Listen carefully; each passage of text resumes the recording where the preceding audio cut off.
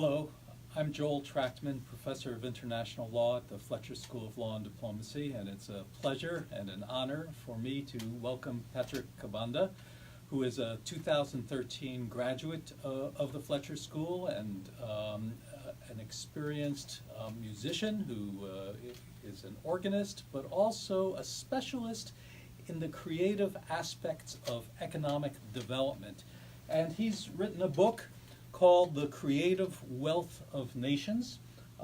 Can the Arts Advance Development? A really interesting and timely question. And I'm here to discuss the book with him. And the first question I have, Patrick, is why did you write this book? Yeah, well, first of all, I want to thank you, Professor Trachtman. Thank you for coming to do this interview. And one of the reasons I wrote a book, because I took your course in international trade, and I realized that trade in services, in which a lot of creative output, doesn't get much traction in international development discourse. So as you recall, I think there's one of the discussions I talk about is to do with migration labor, and one of the things I learned from the course is how can we get artists from these developed countries to travel without having really to prove so much that they are always something because of the rules we've created, which doesn't really account so much for creative work, at least in a broader perspective. Yes. Yes. And if you had to explain this book to the President of the World Bank or the Secretary General of the United Nations in an elevator, what would you say is the main point of this book? The main point of the book is that there are really two dimensions. The first one is that music is great. We can just, of course I'm biased, but the arts enrich our lives without putting some economic value to that.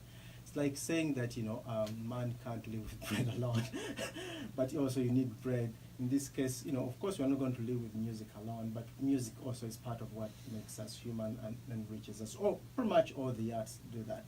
Then the other thing is the economic aspects. A lot of countries have amazing creative output, but as you know very well, copyright protection is really not the strongest or really weak. And now we have digital technologies which are making it impossible to really fight piracy. So if I'm talking to someone, the President of the World Bank, like, how can we promote the arts, looking at aspects of maybe intellectual property? Can Nigeria and its Nollywood industry really benefit much if we can actually build that copyright infrastructure? And then if we are not succeeded there, we tend to, music or the arts are really an international language, and we tend to relate through the arts. And that's another reason why we should really be focusing on how using the arts to bring us together. Yeah, I have two questions that are related. Let me ask the first one first. Yes. Is there a specific way in which a country like Uganda could incorporate this idea of the creative wealth of nations in its development strategy? Yes, that's a hard question, which seems simple. Yes. First of all is that what we have come to prioritize. A lot of developing countries, and to a certain extent it's not their fault, as I talk in the book, when Uganda got independence or when they were being colonized, coffee and copper were the major exports. So you find that the infrastructure tended to be focusing on those industries. Now today, we all know where the creative output is part of the engine of the economic system, but the system of valuing is still valuing copper and oil. Not that they are not important, but you have to get politicians or policymakers to understand that the new reality is that creative output is so vibrant and we need to harvest it. So I just came back from a trip to Rwanda, Yes. and I really loved what I observed of its culture. Yes. And I understand that Rwanda's major export is, Yes. is tourism. It's, Yes. it's Yes, people yeah. come like me coming, Yeah. but I was doing some work there. But and I think that there's something very attractive about Rwandan culture. Yes. I don't know Yeah. about Uganda, but there was something very attractive about the music, about Yeah. the art, about the style of the people that I met. Yes.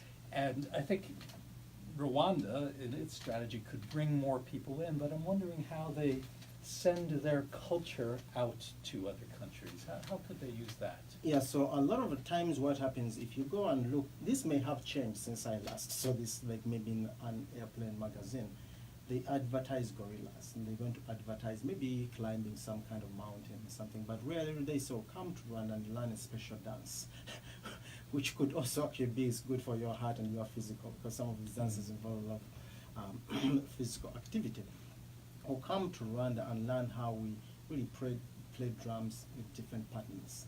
And maybe that can infuse how we look at music in a different way.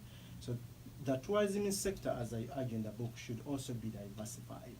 You know, that not only that the economy should be diversified in itself, but even within the sub-industries, we can diversify. For example, tourism, in addition to seeing gorillas, you can go see a cultural festival, and that's really being advertised seriously, not just a one little ad of a small corner in the magazine, but this is something important. So imagine if Rwanda said, every summer or whatever, every July, there's a big music festival in Rwanda on traditional music, and all people in America should consider this. Imagine that kind of... It would be wonderful, and if we compared it to some of the music festivals in the United States, I'm sure it would be at least and probably much richer in its diversity, and many Americans would travel there, but you'd have to let them know about it enough so that they would go. So in a ways, it goes back to shifting the mindset that, we have the gorillas now, which is great. We have beautiful landscape, have copper, and we have oil, and we have zinc, but also there's this culture, which you can't really quantify, but it's there, and it's undeniable. And by the way, with Rwanda, I hear a lot, which is also true in countries, including Uganda, Rwanda. They are very good at making baskets, and this is a sort of some sort of art. Imagine going there and having a week or weekend or a month of learning the art of basket making. Yes. Well, it's funny you should say that, because there in Kigali, there was a women's cooperative that I visited, and they have a basket making class, a clothing making class, and a cooking class. I didn't do any of them, but they're doing that for foreigners. So I think that's something. You know, while I was in Rwanda, I was speaking with some law students about trade, and the question came up: how can we in Rwanda have growth in the trade sphere? And one of the problems coming up is that development in the past has been selling your labor cheaply, and then getting more training and selling it more expensively over time. But I worry, and we were discussing this before, that the rise of artificial intelligence and robotics will make it less possible for countries to follow that developmental path. And really all sorts of both manual labor jobs and also jobs that we think of as highly skilled could be replaced by computers. But the beauty of your project and your ideas is they focus on creativity, which I like to think computers don't have. I may be fooling myself about that, but that's something that we can provide more of, and it's something that Rwanda has just as much as every place else, and Uganda has just as much as every place else. Many countries have huge reservoirs of creative work. There's no question. I've never seen it.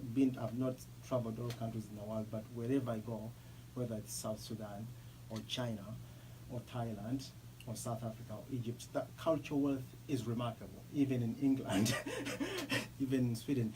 And so many countries, very few, I think France may be the only country which has been really serious with this Ministry of Culture and projecting the French image. That way, Rwanda is the #1 country in terms of tourism. But going back to the issue of artificial intelligence, when I was growing up, I was told don't take music lessons or become a musician, because pianos are being played or by robots in the airports. Or if you go to a restaurant, the piano is playing itself. They don't need you there. What that kind of analysis doesn't tell you that the piano can't do a rubato as I feel it. So if I am going and I meet you and I'm happy, if I'm playing the piece reflecting our connection, it's going to sound extremely different than being programmed to sound a certain way. And that's why the human touch comes in, and we need musicians. So imagine you have a computer to teach people how to do Rwandan drumming. The computer can tell you the basics, but it's going to be, oh, make the rubato or the ritardando or the crescendo should go this way. It's almost impossible because some of the things are improvisation. A friend recently, we were talking about this, and there's a friend from the World Bank who said, look, these days there are, I think, some computers we can draw and nice pictures like Picasso and stuff, and they can, and some of us were really uneasy because maybe they will not put a stroke as a human would because they've changed the way they are thinking about it immediately. Yes. Yes. It's fascinating. You know, you're reminding me that creativity also comes from craft and Yes, work. yes. And I remember, I'm going to get the quote wrong, but Picasso said, inspiration will come, but when it comes, you have to be at work. Yes. and I think what he meant is there's a craft, but the inspiration comes Yes. while you're doing your Yes, craft. And yes. so we'll have to guard Yes. against relying too much on machines for the craft aspects Yes. of what we do. And in fact, one thing which I'll tell you, I would love, this is something I've not really ever written seriously about, but when it snows, I'm now living near Washington, D.C., and I think it doesn't snow as much as it does in Boston, but it still gets snow. And when you go out to shovel when it's really cold, as an African, it's not the best experience. I've always said, why don't we get robots to come and shovel? So those kinds of jobs, I think that maybe we can have robots help us shovel, and they can maybe even do a better job. But when it comes to things like creativity, doing things like, even in a restaurant, I was telling friends of mine, if I go to eat a nice meal somewhere, I wouldn't want a robot to be serving me and I'm ordering my drink We like dealing with human beings. by human beings. Yeah. Well, I want to say thank you so much for this work. This Yeah. is a wonderful book, and thank you so much for coming to the Fletcher School. And I don't want to delay you. I know you're going to be giving a broader talk, but I really appreciate your coming back and sharing your expertise. Yeah, thank you. It all germinated from here, and I'm very happy to be back. Great. Thank you so much. Thank Yeah. you.